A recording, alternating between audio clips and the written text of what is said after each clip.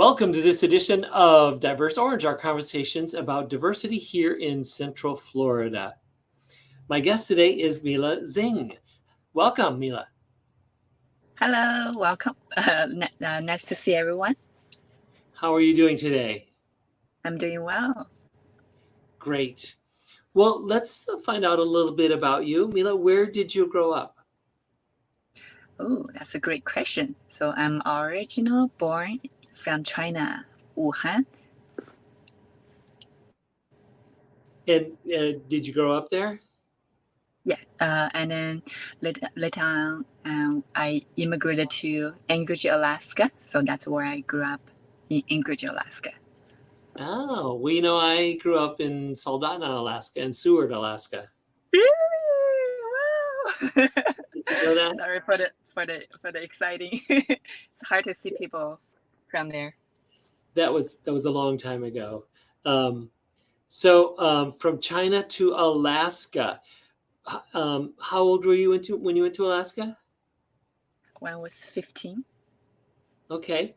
So what were you thinking what this was going to be like when you were moving to a new country?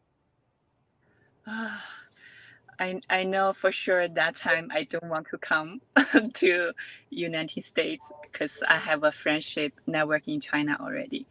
But for like since I like in the US, I'm expecting somewhere like in the city of New York or California, like something like that. But I realized, oh, I was going to Alaska. There's more people, more animal than people. Yes. And So it's quite different. I know China's a very large place and has different temperate zones. Is the temperate zone where you were from at all similar to Alaska? Yeah, so I live in Anchorage, so which is not bad. Still in the city. And it gets cold there. Did it get cold back where you lived in China as well? No, so my hometown were from Hubei, Wuhan. But I have two hometown basically in China. So it's Hubei or Zhuhai. Zhuhai is in the southern part of China. So the weather is very similar to Florida. So I'm used to the Florida weather rather than Alaska weather. So that was a shock. Yes, it was super big shock. Well, other than how about mountains? Anchorage is surrounded by mountains, so it's a different vista than a flat area. Were you used to being in mountains before? Oh my gosh, not at all. Yeah, like my hometown have no mountains. Yeah, when I came here, I'm shocking. Like, wow, you can see Mountain McKinney, Denali, and you can hiking on the mountain. That's the first, like, like it's entire different world. I feel like I'm in a different world. Yeah. Well, and very different from Florida here. Yep. Um, so coming to a new country, what was that like as far as your social life? Were you able to make friends easily, or was that difficult? Oh, I'm glad you asked. That's the as most people the hardest for me, extremely hard because I came here without any English language. When I remember I took a test before I come here, I only got like 7 out of 100%. And the seven is like for guessing. So you can tell my language skill for English is horrible. Yeah, so I had a big challenge in the beginning when I started. And did anybody befriend you, or were you really all on your own? I'm all on my own. Yeah, there's not much of Chinese communities. Sometimes I don't get to talk to people a whole day. Like I feel like maybe 1 to 3 days without talking people because I I want to communicate, but I don't know how to say it. So I become more shy and intimate, and because people don't understand me. So I was very in a very depressing time that time. And did you feel like they even saw you, or they saw you and didn't want to be around you, or were curious to know you? Mm, people in Alaska, they are kind of nice, but they also like they're not like proactive coming to talk to you. Like, so usually in the beginning it's hard for me to making friends because when people communicate with me, I couldn't respond. So then later on, less people communicate with me. So I don't have, in the beginning, I basically have no friends. Sometimes without talking to one person in 3 days, I don't even know how to talk. So then when you moved to Florida, did you have maybe more language skills in English by then? Was it easier? What was it like to come from Alaska to Florida, which is also what I did? That's so cool. We came same place. I moved here actually not too long ago, about 8 months ago. So yeah, so I'm kind of brand new to Orlando. But yeah, for coming here with the communication of the English, which is make much easier, and I love the weather so much. You don't have to worry about jacket. You don't have to worry about shoveling snow on the driveway every day.